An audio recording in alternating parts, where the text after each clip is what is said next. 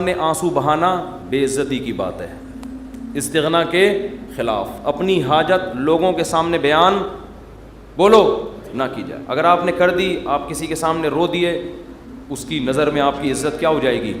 کم۔ مت رو، اپنے آنسو چھپاؤ لوگوں کے سامنے۔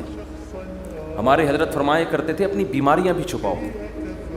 کوئی بیماری ہے کس کے بیان کرو، بولو۔ لوگوں کا نہ کیتا ہوں میرے یہ مسئلہ، میرے گردے میں مسئلہ، میرے پھیپڑے میں مسئلہ، میرے گلے۔ کسی کے سامنے بیٹھ جاؤ نا، آج اپنے دکھ ایسے بیان کرے گا، لپٹ کے رونے کا دل کرتا ہے اس سے، ایسے، حالانکہ فٹ فاٹ ہوگا۔ میرے ساتھ یہ مسئلہ، میرے ساتھ یہ مسئلہ، میرے ساتھ یہ مسئلہ۔ بھائی تیرے ساتھ کوئی اچھا کام بھی قدرت نے کیا ہے؟ حضرت حکیم الامہ مولانا اشرف علی تھانوی رحمہ اللہ تعالیٰ کو حضرت ڈاکٹر عبدالحی صاحب رحمہ اللہ نے خط لکھا، مسئلے لکھے نا، حضرت یہ مسئلہ، یہ ٹینشن، یہ پریشانی، آپ دعا فرمائیں۔ تو انہوں نے لکھا، افسوس ساری ناشکری کی باتیں لکھی ہیں، شکر کا ایک جملہ بھی بولو نہیں لکھا۔ پہلے شیخ اس طرح کے ہوتے تھے کہ آپ کے اندر جو فالٹ ہے نا اس کی اصلاح کرتے تھے، اب بھی ہوتے ہیں، بہت سے لوگ اچھے ہیں، لیکن بہت سے ڈرامے بازی بھی آ گئی ہے اس میں۔ آج ایک آدمی نے مجھے بتایا کہ اچھا بھلا ایک رشتہ ہو رہا تھا میرا، تو لڑکی کے ابا جو ہیں ان کے کوئی شیخ، ان کے کوئی بزرگ ہیں، ان لڑکی کے ابا نے بزرگ سے پوچھا کہ میری بیٹی کے لیے فلاں کا رشتہ آ جائے، بزرگ نے استخارہ نکال کے منع کر دیا۔ یہ بھی ایک مبالغہ ہے، غلو ہے۔ اپنے بچوں کی شادی میں اپنے شیخ سے پوچھنے کی آپ کو ضرورت؟ دیکھو، شیخ پیر و مرشد کا مطلب کیا ہوتا ہے؟ وہ آپ کو اللہ سکھائے، آپ کو دین کی باتیں سکھائے، آپ اس سے شریعت سیکھو، اللہ سے تعلق سیکھو۔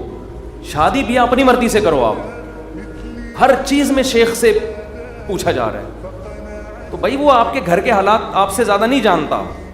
باپ جتنا اچھا بیٹی کے لیے فیصلہ کر سکتا ہے، ماں جتنا اچھا فیصلہ کر سکتی ہے، پیر و مرشد نہیں کر سکتا۔ پتہ نہیں کیا بنا لیا لوگوں نے پیر و مرشد کو۔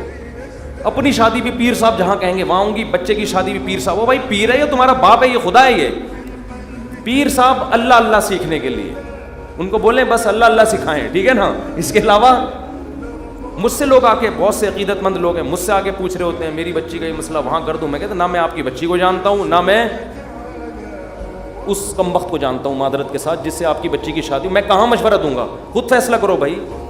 تو اتنا زیادہ اپنے گھروں میں یہ جو پیر و مرشد ٹائپ کی چیزیں ہیں، جو اور ایک نمبر پیر ہوگا نا وہ یہی مشورہ دے گا، کہے گا بھائی اللہ سیکھو، مجھے کیا پتا کہ آپ نے کہاں شادی کرنی ہے کہاں نہیں کرنی ہے، تو آپ کا گھریلو معاملہ ہے۔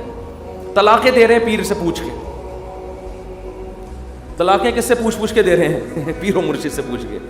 تو کہاں سے کہاں بات چلی جاتی ہے۔ تو میں یہ عرض کر رہا تھا، دیکھو مخلوق کے سامنے رونا، رو لیتا ہے انسان، کبھی پریشان ہوتا ہے تو رو لیتا ہے، ہر ایک میں توکل برداشت ایک جیسی نہیں ہوتی، لیکن اللہ کو مخلوق کے سامنے رونا پسند بولو نہیں ہے۔ میری عادت ہے، میں اپنے بھی کچھ معمولات کبھی کبھار بتا دیتا ہوں۔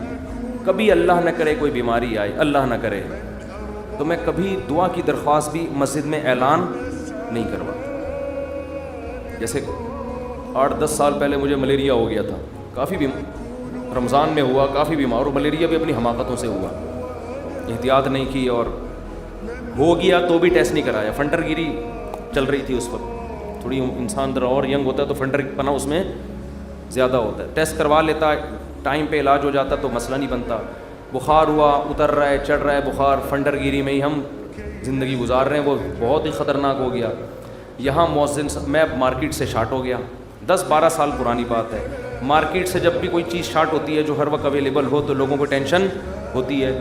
مؤذن صاحب نے یہاں اعلان کر دیا، امام صاحب کی طبیعت بہت خراب ہے، تمام حضرات سے دعاؤں کی درخواست۔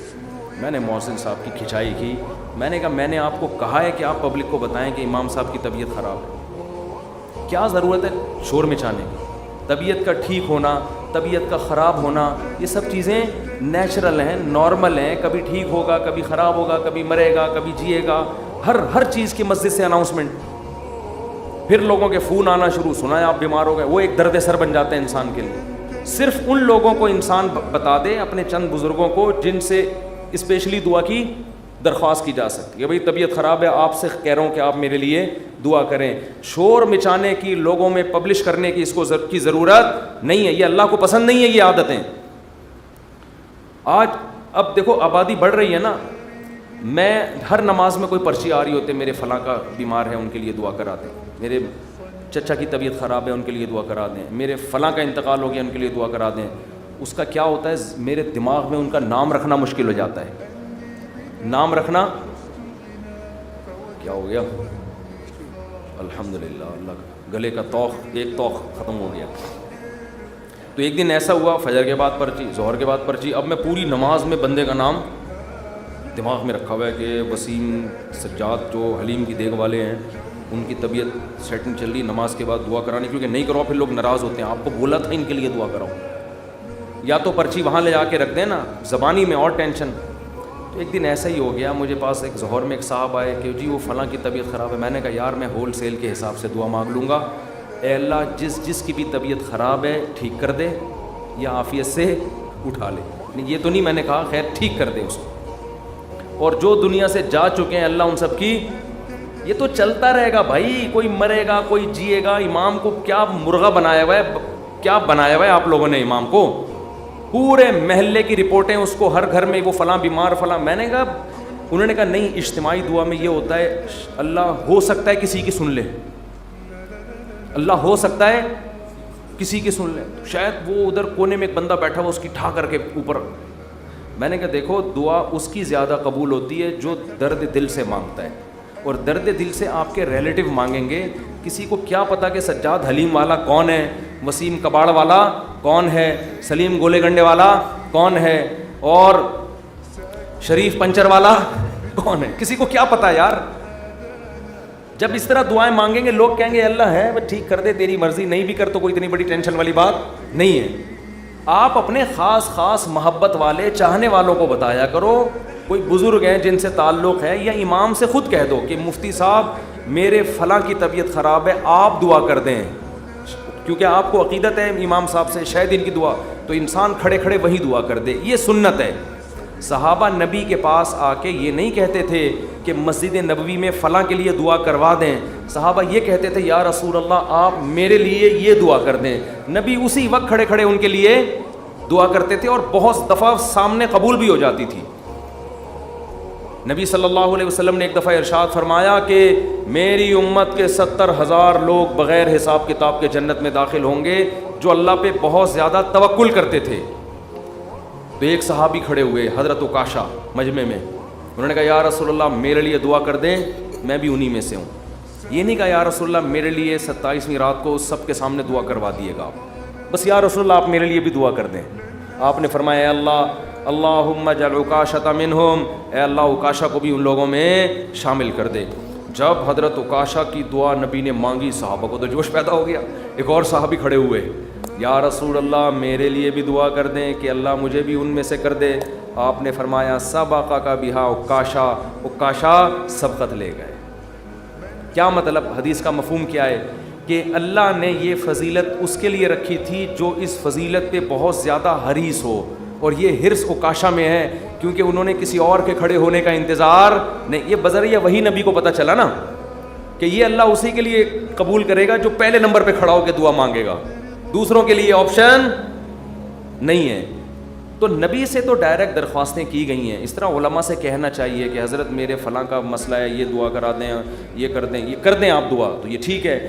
لیکن اجتماعی پرچیاں دے دے کے دعائیں کبھی کبھار ٹھیک ہے, اس کا معمول بنانا ٹھیک نہیں ہے. اپنے غم کو کس کے سامنے بیان کریں, اللہ کے سامنے. اس کو پبلش کرنا آج فلاں کے ساتھ یہ مسئلہ مجھے اچھا نہیں لگتا, کبھی ذرا سی طبیعت خراب ہوئی, وہ ملیریا ہو گیا تھا, تو یہاں پھر دعائیں شروع, مفتی صاحب بیمار, ابے بھائی اللہ کے سامنے بیان کرو, کیوں پبلک, پھر تبلیغ ترس کھا رہی ہے.